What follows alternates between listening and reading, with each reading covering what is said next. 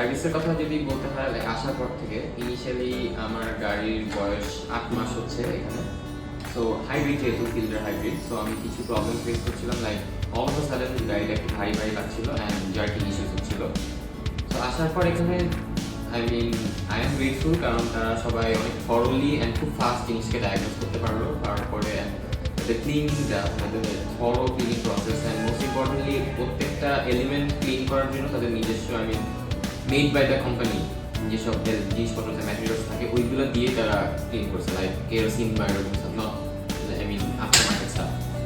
So এটা নিয়ে খুব ভালো লাগলো। তারপরে টেস্ট ড্রাইভ দিয়ে আসলাম, everything is fine as new right now. So I am grateful to them and এটা আমার ফার্স্ট টাইম এক্সপিরিয়েন্স। হোপফুলি আর আমি যদি সার্ভিস করতে আসি তাহলে এখানে আসবো।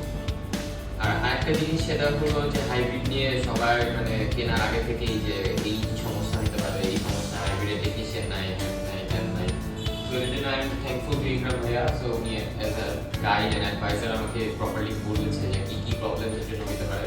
So একদম at first প্রবলেমগুলো ডায়াগনোজ করে সাথে সাথে এই প্রবলেমগুলো রিপ্লেস করে দিয়েছে।